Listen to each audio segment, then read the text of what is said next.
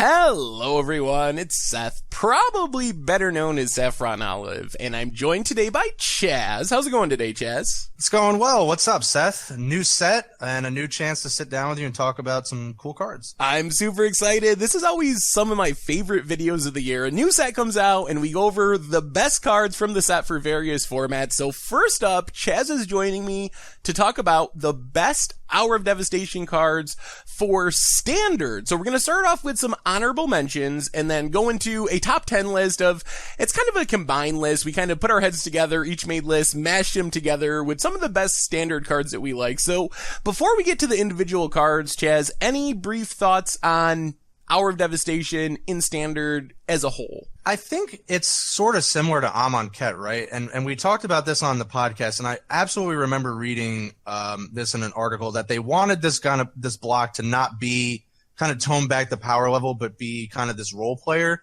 in Standard. And I think that's holding up true in this set too, because we talked about this. It was actually pretty hard to get this list together. We were going through the spoilers, and it's all kind of hype, and it's great. And I think there's some really cool cards to talk about, which we are. But it still was pretty hard to narrow this down and really see what's going to have a huge impact on Standard. I think there's going to be more role players, but there could still be some breakout cards. Yeah, I kind of agree with you, I think. I think the set will see play in Standard, obviously, but there's very few cards that I see that I'm like, oh, that's going to create an entirely new archetype, especially when you consider the set is competing with some really push stuff, even with all the bannings from Kaladesh block, with energy, with vehicles, and I don't think I see any specific theme that is gonna be able to necessarily keep up with that. Like, we get cool mechanics, but I don't think an Eternalized deck, for example, is gonna be the new vehicles or the new energy where you're like, wow, you just play all the Eternalized cards together and you have this tier 1 deck.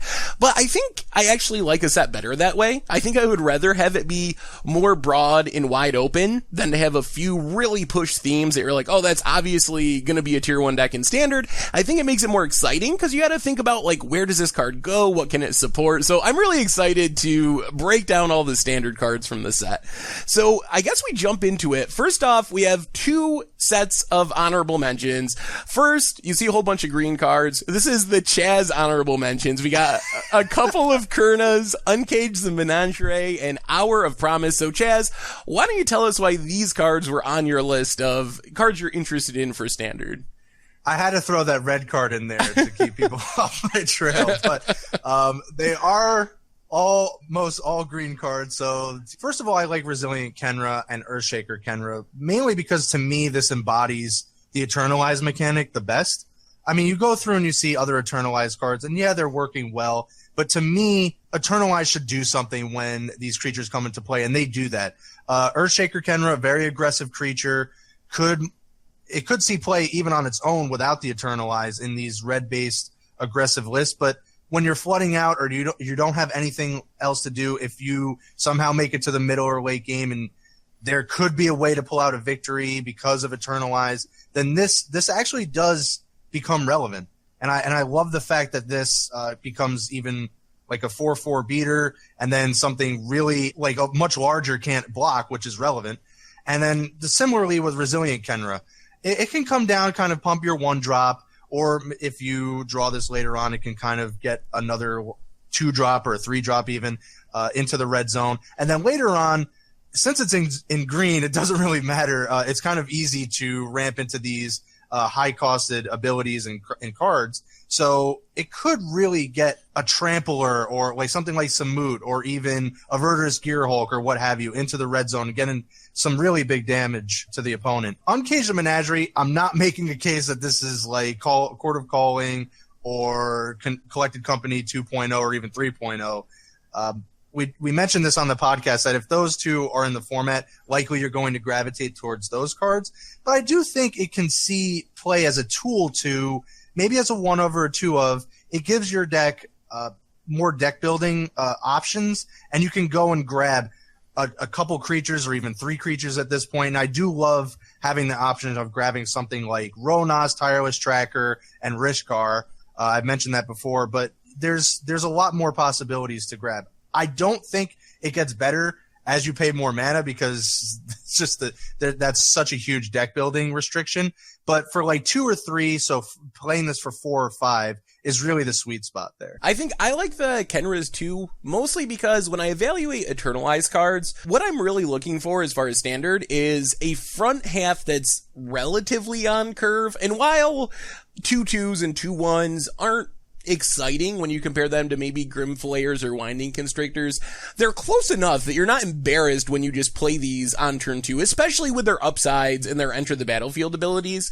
And then the Eternalize is just pure upside. Like, yeah, maybe 8 games out of 10, you don't get to 6 mana for your Earthshaker Kenra, but then there's going to be 2 games out of 10 where it's super good and it gives you something to do and maybe even wins you the game. Hour of Promise is a weird one to me. It's obviously a powerful ramp spell, but we don't have that great of lands to search out. I guess getting 2 duels is fine. And if your goal is to ramp into, I don't know, Nicol, Bolas, Ulamags for the next few months, things like that, it's probably pretty good. I wanted to ask you though, Chaz, do you think there's a chance that the desert part matters? Like, what do you envision with that card? I do think you can throw 1, maybe 2 deserts into a ramp list, and this could be a viable way to grab one of them or both.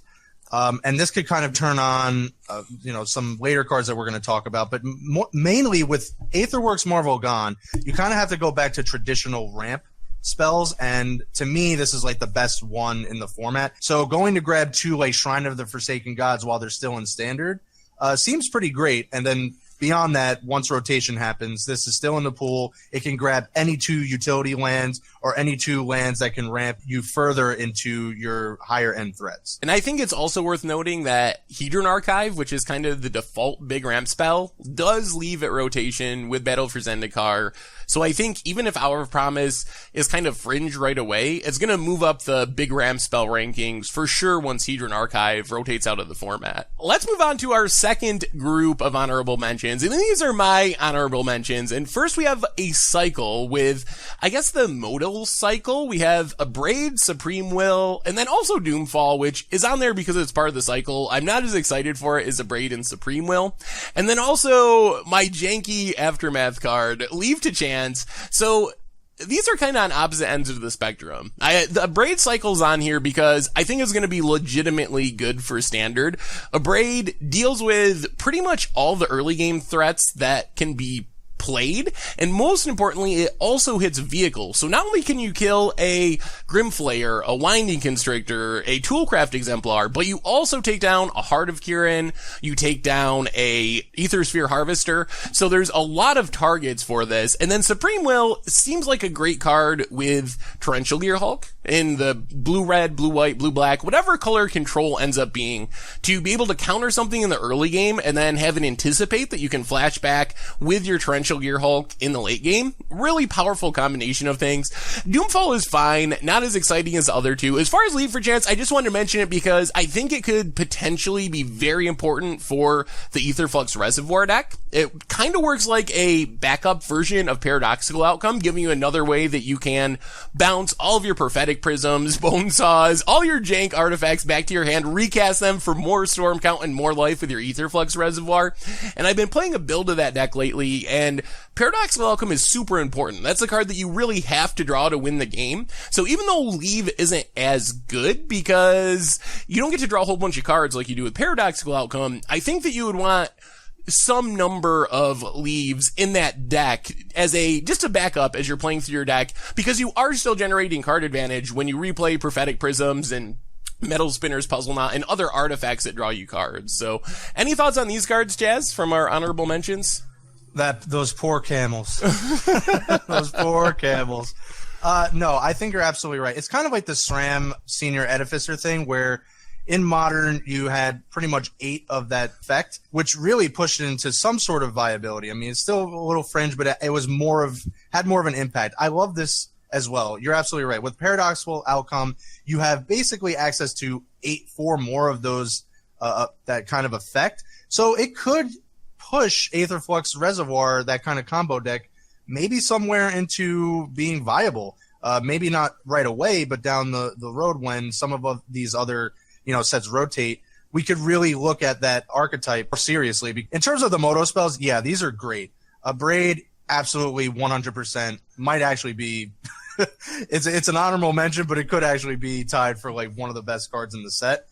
It just deals with so much. Doesn't deal with Aetherworks Marvel anymore, which is unfortunate, but yeah. And then Supreme Will, these are the kinds of spells that these, Jeskai, these Dynavolt Towers, if they didn't need any more of these, some people might groan, but this is absolutely 100% great in those lists. You can hold it back, counter a spell, or if you need to dig for some cards, you have that option too. I love all the modal cycle. Probably except Doomfall. That was not.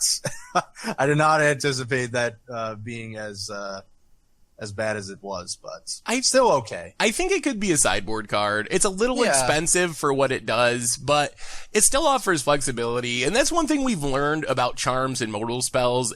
Supreme Will is a great example of this, because mana leaks lose value as the game goes along. Eventually your opponent's going to have so many lands that drawing a mana leak off the top is kind of a dead card a lot of the time, but Supreme Will fixes that, because once the mana leak part is dead, you have an Anticipate or an Impulse, and that's a great card in the late game when you're digging for a specific finisher, a specific answer, like a Wrath or something. So I really like how the two modes give you a spell that's good all game, when either half is more situational, I guess, than having both options available on one card. Well, let's move on to our top 10 list proper. And first off, we have number 10, Pride Sovereign, the new cat rare.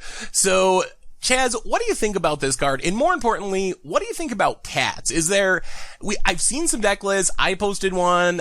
Frank Karsten on Channel Fireball posted a green-white cat list. Do you think there's a chance that we're actually seeing cats as some sort of tier deck in Standard, or is this just a weird casual thing? I do think we're pretty close, and I don't know the future, so we may get another cat down the line. I don't know, but yeah, I mean, this is a good card in and of itself. It could get pretty nuts if you're able to exert Pride Sovereign, untap it, get more exerts out of it, and it's just great because it's just a one card army. It doesn't need any other cards to be great. The cat synergy, yeah, it's okay, but I like the fact that it makes its own synergy. Like if it wasn't specifically built around cats, it can be, but it can just be good on its own.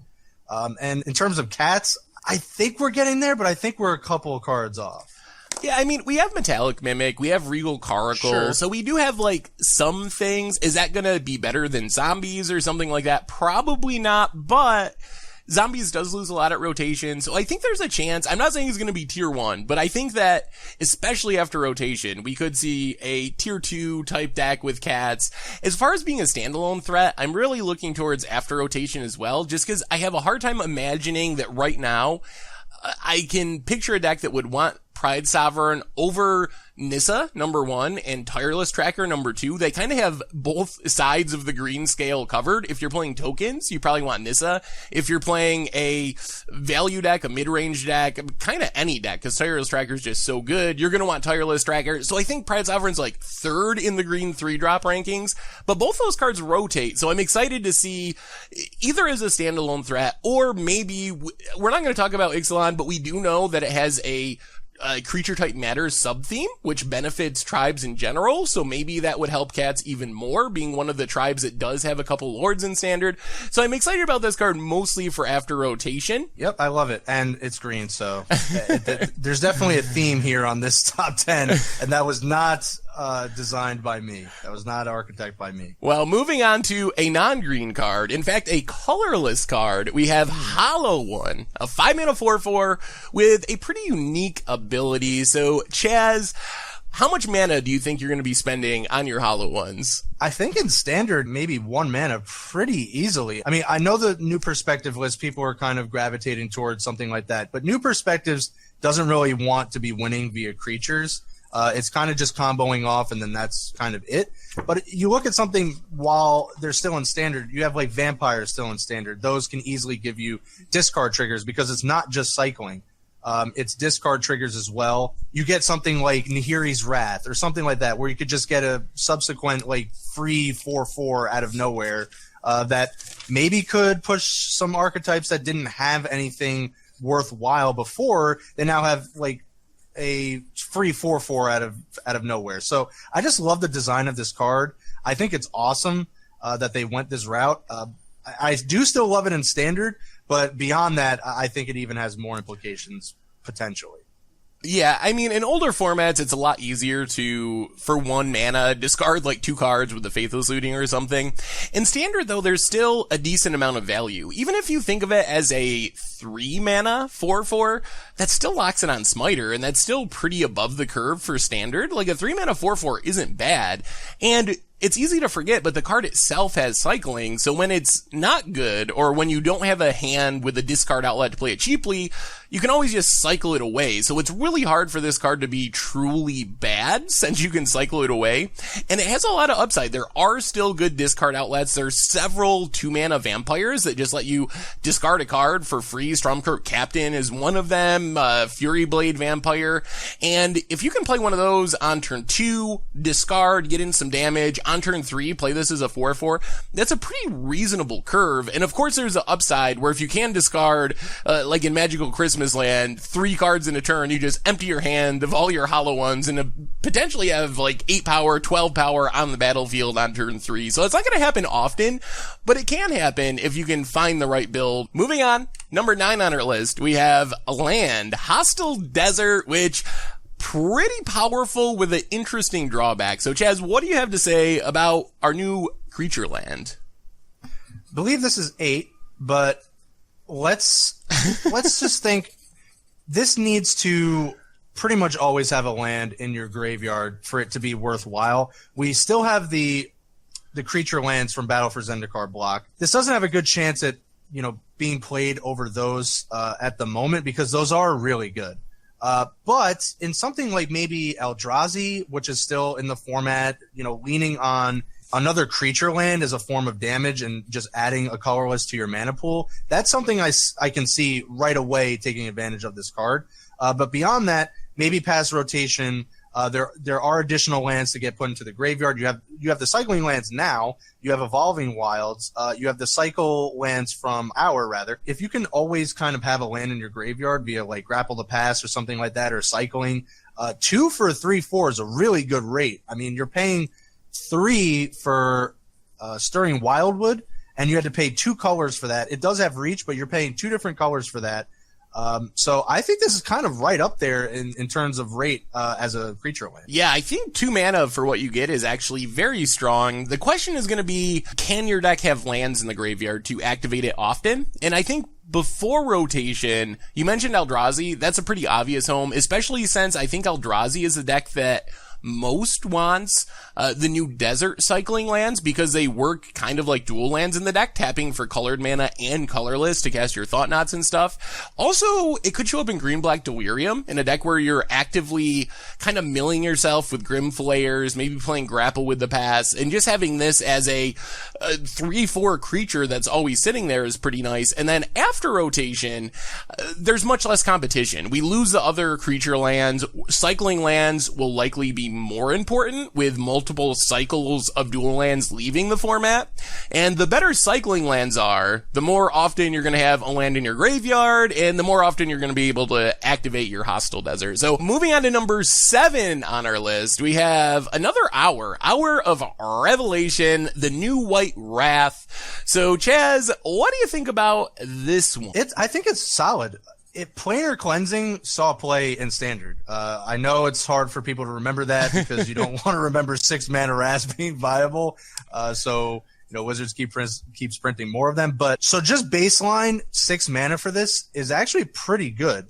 If you get the 3 less to cast clause, then it's even better. And I think that would be insane. That might be hard to get to, but in a deck like Zombies, where they're kind of regurgitating a lot of 2/2s, they play all these creatures, that might actually happen in that specific archetype, or against that specific archetype rather. So that's not like outside the realm of possibility. And I think this card is one of the stronger. There's a few of these in this cycle of Hour cards, and I think this is kind of right up there in terms of power level. Yeah, I think I'm mostly excited for this one because We've seen Wraths suffer in our current standard because of things like vehicles, also planeswalkers like Gideon, and having a sweeper that just hits all non-land seems really important. It makes Hour of Revelation good in situations where Fumigate just doesn't quite cut it. Like, yeah, you killed all their creatures, but then they get back a Scrap Heap Scrounger, accrue their Heart of Cure, and attack you for 9 with Heart of Cure and Gideon, and you still lose.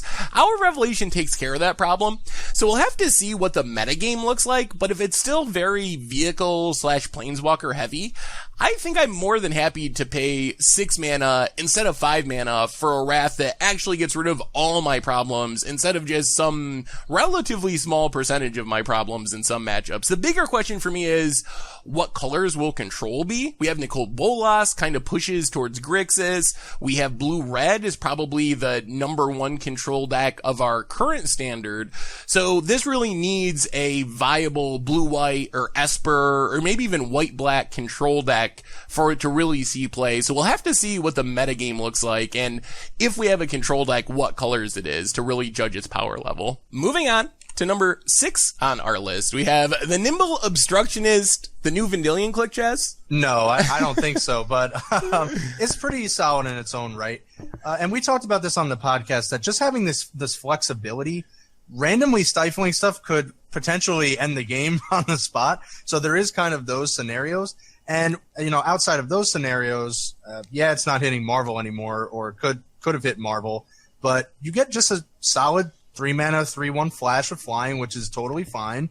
And it can replace itself via cycling. You still get the actual cycle trigger. And you could take care of, some activation that would ruin the game for you.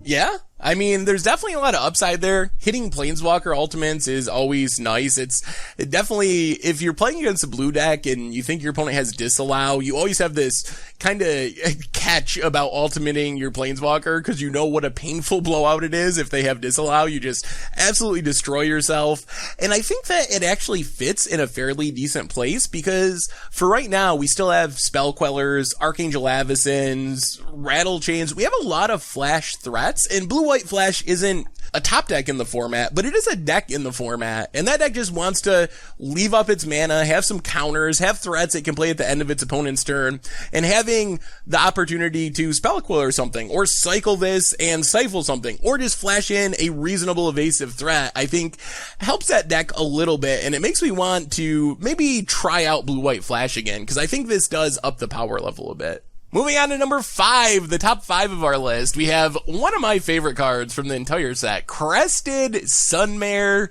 It's a horse. It makes horses. Chaz, what do you think about this one in Standard? Explain how this is not just a 5-mana 5/5 do nothing.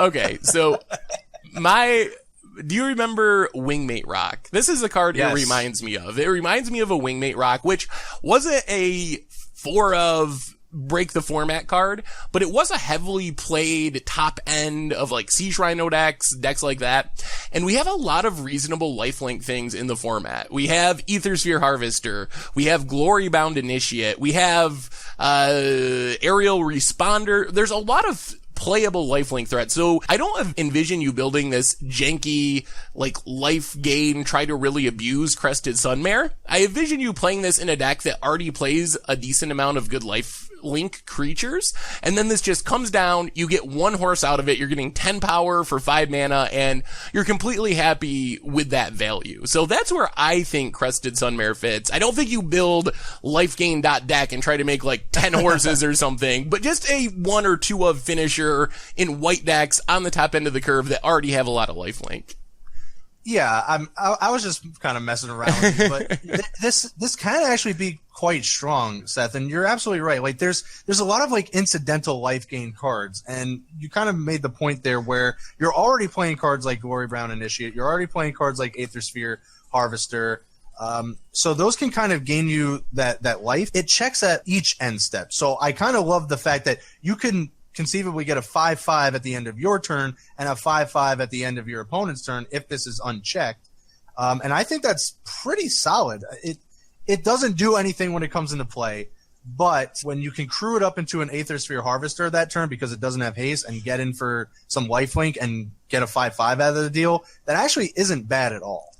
Yeah, and the trigger, while it isn't a true enter the battlefield trigger, it does kind of put your opponent to this kind of hard to pass test where they need to kill it with instant speed removal, and Fatal Push doesn't hit it, Grasp doesn't hit it, most of the Red Burn, I guess Harness Lightning can sometimes hit it, but there's a lot of things that don't kill it, and since you can just get the first horse on your end step, you still are sort of getting immediate value out of it. Like, most of the time, if you can gain life, you're gonna get that one horse at least. Alright, moving on to number 4, we have the God-PHARAOH himself, Nicol Bolas, the new 7-mana Planeswalker. Chaz, what do you think about Nicol Bolas in a world without Marvel? Is this card, where's its potential at now? I do think with Marvel being gone, this kind of did take a lot of the wind out of this card's sails, but at the same time, you can still ramp into this card pretty easily. You have Hour of Promise if you want to go like that route, 4 colors or something like that. But you also have, in the same colors, you have Chandra Torch of Defiance. So that can get to Nicol Bolas pretty quickly. And once Nicol Bolas is finally in play, bearing any catastrophic, unforeseen circumstances, it does have some pretty powerful abilities. While I don't think you should compare this to the other 7+ planeswalkers like Ugin or even Karn, I do think it will fall short in those comparisons. It does do some pretty crazy stuff. The +2 could rip you anywhere from Attune to the Aether to Ulamog. I mean, you just really don't know. I mean, that's kind of interesting, and pseudo protection. The +1, pretty interesting. The -4, I think it is protection, but I think it's honestly its worst ability. Nicol Bolas having to dump 4 into 7 damage to just a creature is not very appealing, but doming an opponent for 7 could be interesting in a long drawn out game where you can get to suddenly having to end the game with just Nicol Bolas on its own. And the -12 is really where it's kind of mass removal is. Well, I don't like it there. I do think all 4 of these abilities are pretty interesting. I'm a little taken back because Marvel was really the best place for this to be.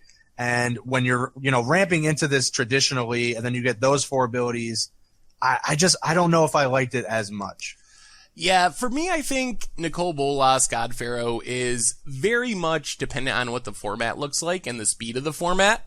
If we're in a moderately paced format where control decks are kind of a thing, I think Nicol Bolas God-PHARAOH could be very good. It seems pretty close to unbeatable in a control mirror. Like, if you can get this down, like you said, off a Chandra or something, or even just naturally on turn 10 or something after kind of gaining control of the game, get rid of less cards in your opponent's hand, plus it a couple times, and then, unlike Ugin, well, I guess Ugin does it slowly, but unlike Karn at least, it does offer a legitimate way of killing your opponent of just 7, 7, 7 over the course of a few turns. So I think that's the main question, is how fast our format's gonna be. The upside is, Blue-Red, like we mentioned before, has been the control colors of the format, and it would be pretty easy, especially since the deck is already somewhat energy-themed with Harness Lightnings and Glimmer of Geniuses, to play a little bit of black mana. You got your Ether Hubs, and just have this be a finisher that comes down and is super good in some matchups, and if you're playing against a very aggressive deck, you're playing against zombies or vehicles, maybe you sideboard it out for more removal or something like that. But I think that power level is pretty high if the format is in a place where you can reasonably cast a 7-mana card. So moving on, number 3, top 3, and Chaz, I know you love this card, and strangely enough, you thought I would hate this card, but I actually really like this card too. Majestic Myriarch. What do you think, Chaz? What about this one in Standard? I did actually think you would hate this card, but I guess we're on the same page. We like our 5-mana do-nothing things. Okay, so there is Verdurous Gearhulk in the format. That much is known, and it's going to be pretty hard for this card to overcome seeing play over Verdurous Gearhulk probably 9 times out of 10. But in terms of deck building, you could get some really interesting plays where, with the Majestic Myriarch, where you don't get with Verdurous Gearhulk, and that is the Majestic Myriarch can end the game pretty quickly. And there are some other creatures in the format with a lot of text and a lot of abilities, or these static abilities like Vigilance, like Reach, that you would likely already be playing. Ramonette Hydra while, you might not be playing it all the time, that's 3 abilities right there. You have Samut, which is like 4 or 5. So I could see like a green-red monsters list where you can ramp into the Myriarch, a little quickly. You can get to a pretty large Myriarch with some protective abilities pretty quickly. I know everyone kind of hates Samut detested, but in this scenario, you could play Samut, give something double strike, and then you have one creature with double strike, and then the Myriarch with double strike. I mean, there's a lot of ways that you can end the game with this card really quickly. Yeah, I actually really like this card too. There's obviously situations where it's going to be really bad. If your opponent wraths your board and then you play this, it's a 2/2 for 5, obviously horrible.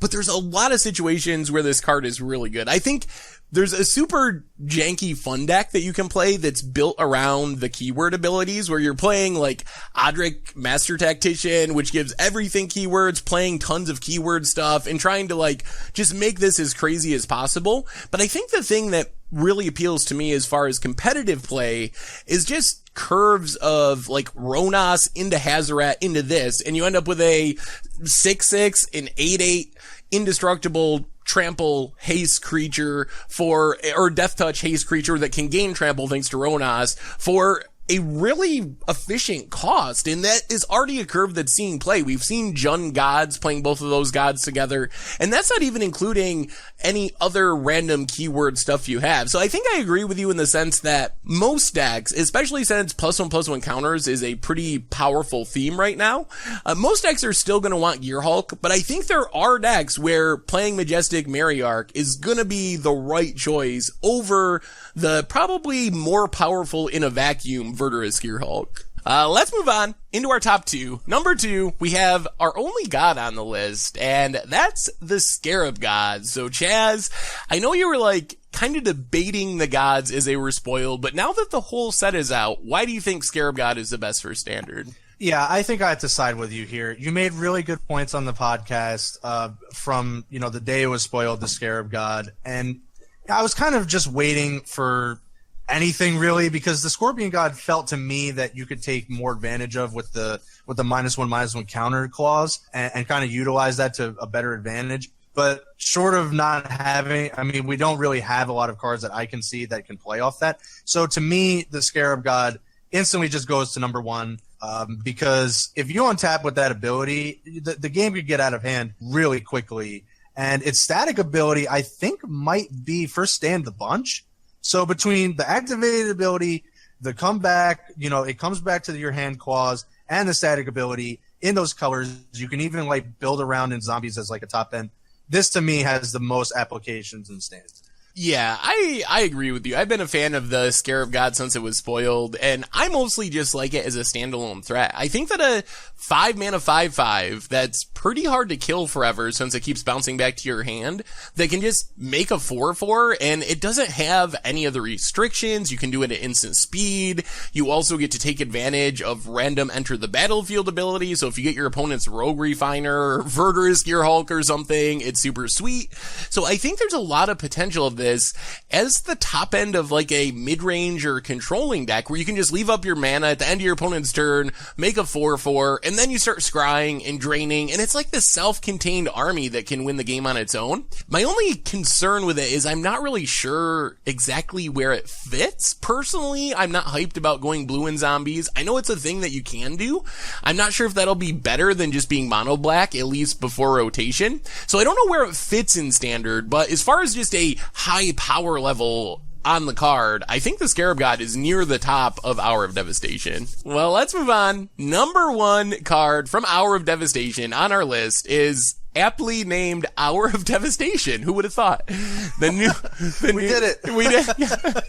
What are the chances that the namesake card is the best card for standard? So, Chaz, what do you think about the new red sweeper? Yeah, we talked about Hour Promise. We talked about Hour Revelation. I guess they went ahead and made Hour of Devastation the best of the cycle, because it clearly is. For 5 mana, this is a really good rate of a Wrath. And Red doesn't really have access to this all the time.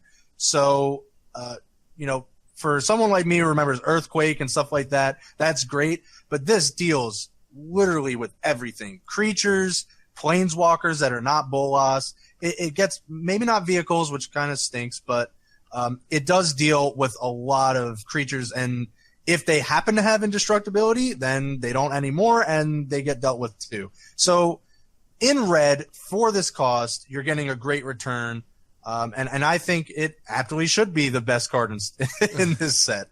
Yeah, I think for me, it reminds me of the White Hour. It's the same type of thing. You trade killing vehicles for killing gods, basically, is the big upside, killing indestructible creatures. And it's more efficient. It's 5 mana instead of 6, and it's in better control colors right now, where red has been the go-to with blue for control decks. So all things combined, I think this card's going to see a lot of play. 5 damage deals with a lot of creatures. I guess there's weird situations. It doesn't necessarily kill Torrential, but that's actually an upside. If you're blue-red control, it doesn't kill your Torrential Gearhulks, but short of like Verdurous Gearhulks, random Eldrazi's, 5 damage is enough against zombies, against energy decks, to just sweep away the whole board and their planeswalkers, and getting all that for just 5 mana is really super strong, I think. So I think this card's going to see a ton of play in Standard. Absolutely. Gets rid of those pesky Crested Sunmare, Crested Sunmare. And yeah, you're absolutely right. Doesn't deal with your Torrential Gearhulks, which is, I think, a huge upside. Doesn't deal with your Nicol Bolas God-PHARAOH. And it also doesn't deal with your Nicol Bolas the Deceiver set. That's the key right there. That's the key. Chaz, I think that brings us to the end of our top 10 standard cards from Hour of Devastation. Any final thoughts on anything on the way out the door today? Yeah, I really love that this kind of block, and especially Hour of Devastation that we're talking about, is in the standard pool. Once we get to rotation and looking past Hour into Ixalan, like, I think we're going to really appreciate that a lot of these cards are in the standard pool. And it feels like we're going to be talking a lot about these cards for the foreseeable future, because there's just a lot of incidental cards. There's a lot of role players. There's a lot of cards that could be built around. So it kind of has a little bit of everything. While it's not a super strong set, you know, from a meta perspective, it does have a lot of key cards that need to be in Standard. I think this is not that powerful of a set for Standard, but I really like this set for Standard. I would rather have all of our Standard sets, or most of our Standard sets, be like this, because it's just so much broader than what we have been seeing. It's kind of felt like Standard lately, and I think I wrote about this a little while ago, has sort of devolved into these block battles, where you get this really push theme, Delirium, or then Energy and Kaladesh, and Vehicles and Kaladesh, and then they battle against the theme from the past block, but they don't really interact with each other, because Delirium's about Graveyard, and Energy's about Energy, so you end up with all these block constructed decks that kind of just fight each other, and I think Hour of Devastation and Amonkhet block in general is a step away from that, and back towards kind of how Standard sets used to be a couple years ago, where there's good cards, there's powerful cards, they're going to go in different decks, but you don't have one block mechanic that's just going to obviously be the best thing to do from the set. And I think it's much more fun that way, because it actually incentivizes brewing, incentivizes trying these cards in different places. So while the power level probably isn't as high as Kaladesh block, I am super excited for testing out a lot of these cards in a lot of different decks. Yeah, absolutely. It was great to talk about the set, Seth. I do think it will be really fun, and we're going to talk about a lot of these cards for a long time. I agree. Well, Chaz, thanks so much for hanging out. Definitely appreciate you taking the time. Anytime. And thanks everyone for watching. So that's been our top Standard cards from Hour of Devastation. We'll be back with Modern with Richard and Commander with Tomer, of course, in coming days. So anyway, thanks for watching. I hope you enjoyed it, and we'll talk to you soon. Take care, everyone. Thanks for watching the video. If you enjoyed it, help us out by clicking that like button down below. And to keep up on all the latest and greatest, click that subscribe button. And don't forget to hit that bell icon to get alerts whenever we have new videos. And if you want to, check out some of our other sweet videos here and here.